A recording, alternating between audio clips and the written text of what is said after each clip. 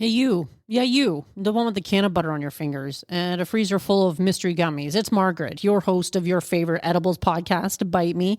And I've got a question. Why are you still DIYing your edible life alone? You deserve better. Join the Bite Me Cannabis Club. It's the secret stash you actually want to share. We're talking exclusive content, weekly sessions, edibles, inspo galore, a private community of cannabis growers, makers, and lovers who are just as obsessed or curious as you are. Whether you're microdosing like a pro or just figuring out what the hell decarb means, we've got your back. We're on a mission to grow our membership by the end of the summer, and guess what? I want you on that list. And don't worry, there's no subscriptions. So stop lurking and start connecting. Head to joinbiteme.com right now. That's joinbiteme.com. Bite Me Cannabis Club, where cannabis lovers connect, learn, and create together. Let's make some magic and maybe a mess, because let's be honest, that's half the fun. Welcome back, friends, to episode 303, and today we are talking about traveling and edibles.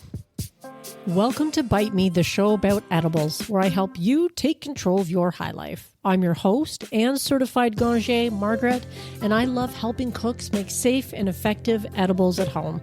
I'm so glad you're here. And welcome back, friends, to the podcast that explores the intersection of food, culture, and cannabis. And I help cooks make great edibles at home. Thank you for being here. I'm so glad that you decided to join me today for this travel-filled episode. And I guess travel's on my mind because I just got back from Camp Canna. I decided to wait to record this episode until after Camp Canna because I really wanted to talk a bit about my experience because I knew it was going to be a good one. And I almost didn't go this year. Can you believe it? I almost didn't go because I went last year with Anne Alchin. Some of you may recognize that name. She is the author of Butter and Flour and Stoned, both two beautiful cookbooks, if you don't already have them. And what makes them so unique is that they are interspersed, the recipes are interspersed with stories from the cannabis community. And Anne is a lovely human being. And we went last year. It was sort of a last minute thing, but we went last year and spent quite a bit of time palling around during Camp Canna, and she told me this year that she wouldn't be able to go, that there was a conflict, and she was unable to attend. So I decided, I almost didn't go.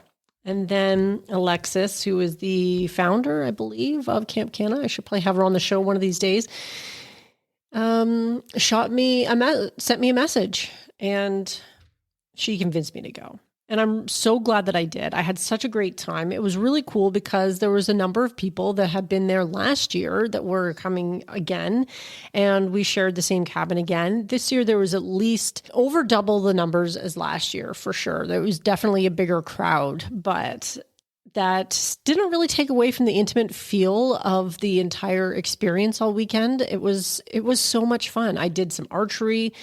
There was rock climbing. I didn't do the rock climbing, but I cheered the people on who were doing the rock climbing. There was time spent down at the water. There were campfires. There was live music. There was night vendors. The food in the mess hall was fabulous. 3 squares a day. Did I mention karaoke?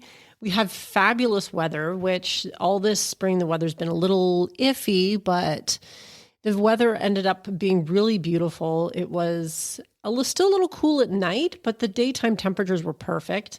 Lots of coffee, tons of weed of all kinds that you could imagine. And remarkably, there was also several non-consumers there as well. They were just there to support the cannabis community and people in their lives that do consume cannabis. Such a great experience. And of course, the setting itself was a camp in Halliburton, and there was very little cell reception. So what I ended up doing was turning my phone off for the entire Saturday. I just left it in the cabin, turned it off, and thought, you know what, I'm just going to enjoy the experience.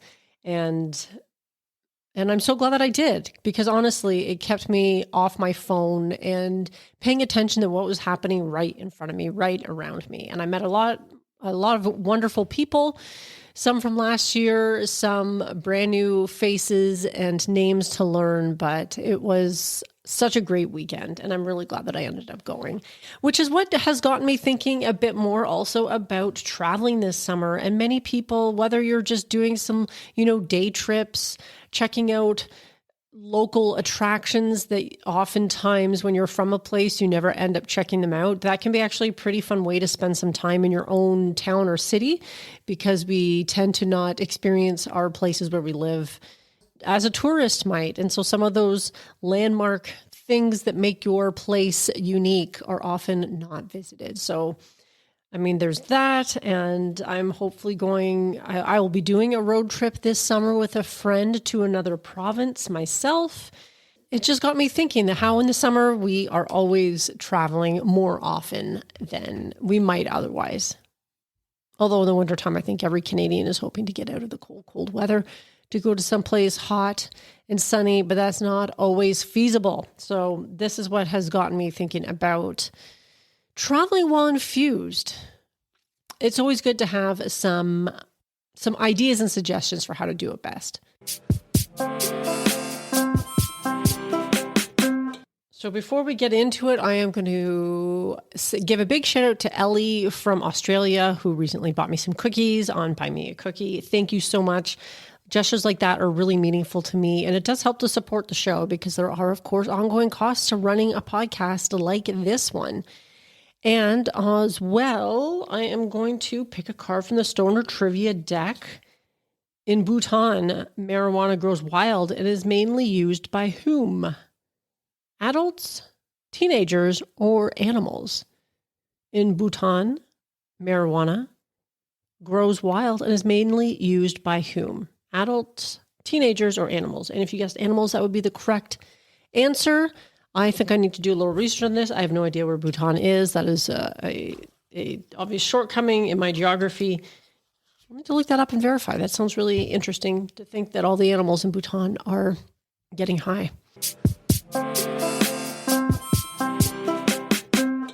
Now, today's episode, I'm sharing how I travel with edibles, what I pack, how I stay discreet, and tips to make sure your infused treats go wherever you go.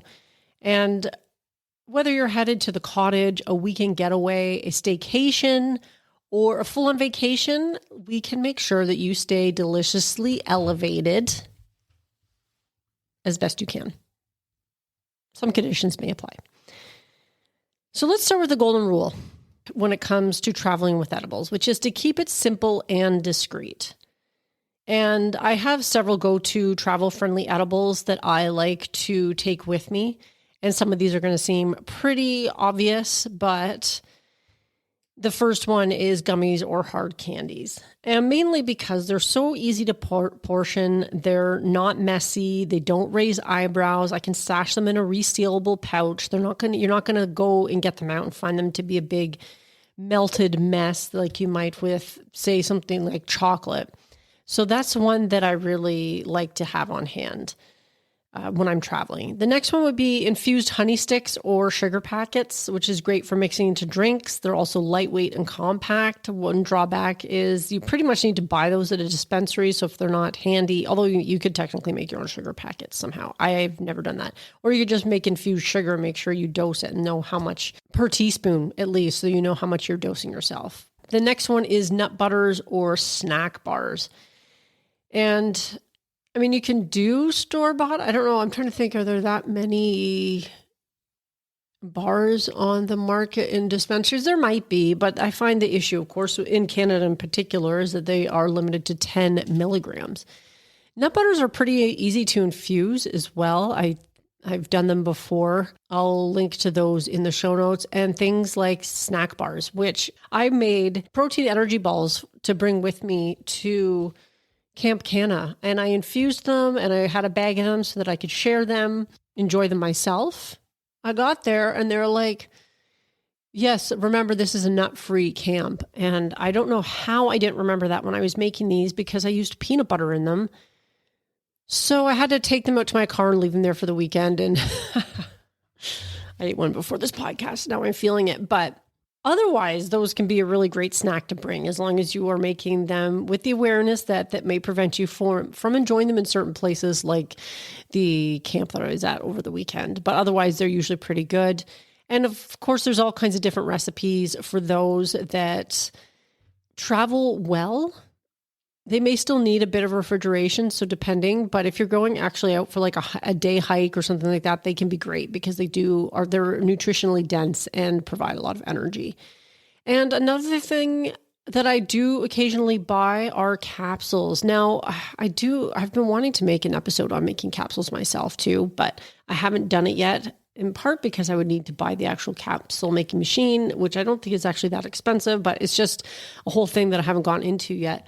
But the capsules are no mess, no smell, and very discreet. And a lot of the times they look like you could put them in another pill bottle. No one would really think anything of it. So those are some of the most travel-friendly edibles that you can bring with you.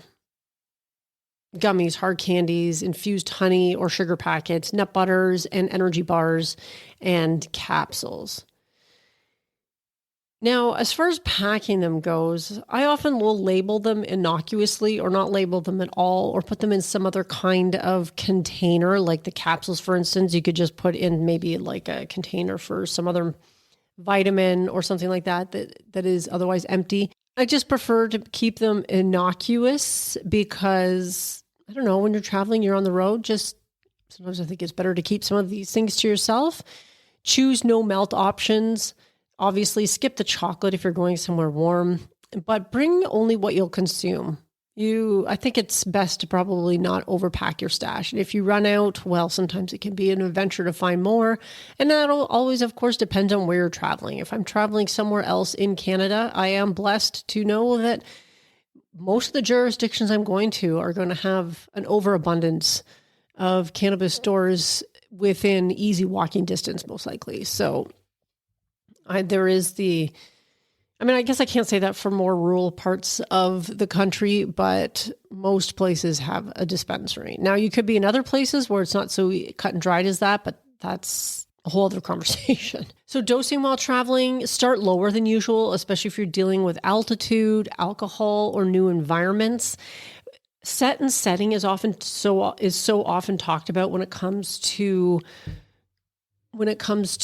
mushrooms, but this applies just as much, I think, to consuming cannabis and with edibles in particular. So start with a lower than normal dose and see how you react.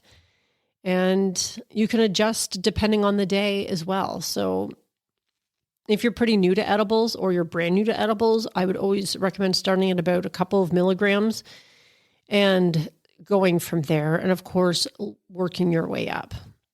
Now, when it comes to the legal side of things, it is important to know the rules of the cannabis rules for the places where you're going. Some places obviously are cannabis friendly and others not so much.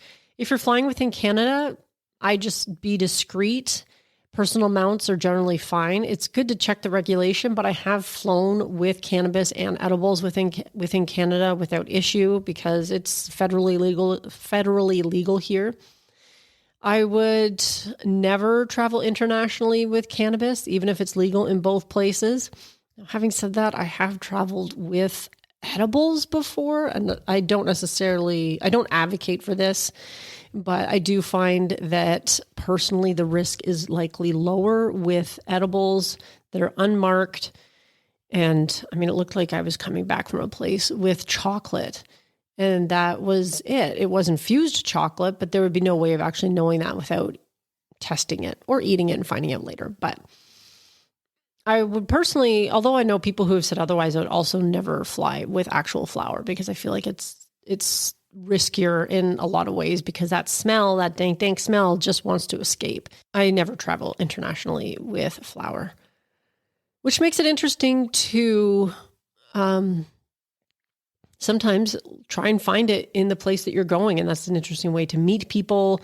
And I have also done that. When I was in Germany, I needed to find some flower and I did, and I made a new friend, and that was really cool. told me a bit about the city that I wouldn't have otherwise known. It was just cool to hang out with a local and somebody who understood the city as someone who had been living there for like 20 odd years or something like that. So other travel essentials that I bring my own infused tea bags or honey sticks, a mini stash pouch, which keeps everything together and out of sight. And when I did fly to Germany, I also brought I think at the time it was an Ardent Nova, because they suggested that using an adapter for the Ardent, because I was just going to bring the Ardent with me to make edibles while I was overseas, which I did do. And they suggested that was not a great idea because the 220 volt, I wasn't really prepared for how different that would be when I was in Germany, but I definitely noticed it when I remember the first time I plugged in my hairdryer, and it was just like, holy, the power. But in any case, I brought an Ardent Nova with me because it had a 220 volt outlet, and they said that was better, provided better performance. But I typically wouldn't necessarily be traveling with an infusion device, but it is possible to do. And of course, when you find edibles overseas, you can also make edibles. And I will note, when I was in Germany, it had just become legal. So it was sort of an interesting gray area at the time because it had been legal as of April 1st. And I was there for the month of April. So infused travel doesn't need to be complicated. It just takes a little planning and common sense. And odds are, if you're planning some kind of trip, then you're going to be doing some planning anyway. So just plan for what you're going to be doing with your travel. Another thing I do also like to bring, this is an honorable mention because sometimes they can get a little pricey, is I do enjoy drinks from the dispensaries. That's one of the things that I do like to buy in dispensaries because I can get a buzz off of a beverage that I would never get the buzz off of from an actual edible. The actual edibles are really handy. Like when I went to Camp Canna, I brought some gummies, but the infused drinks are great. They're also great if you're in any places where people might be drinking and you don't want to be seen without something in your hand, lest you have to answer too many questions. So whether you're road tripping, flying out, edibles can absolutely come along for the ride. Do you have a favorite edible travel tip? Did I miss anything? This is why I typically don't record when I'm high because I tend to forget things. You can share it with me on Instagram at Bite Me Podcast, or why don't you join biteme.com. Check out the Bite Me Cannabis Club and we can talk about it over there too, more in depth and without getting banned on the socials. So pack light, dose smart, and take a bite out of your next adventure. I am your host, Margaret. And until next week, my friends, stay high.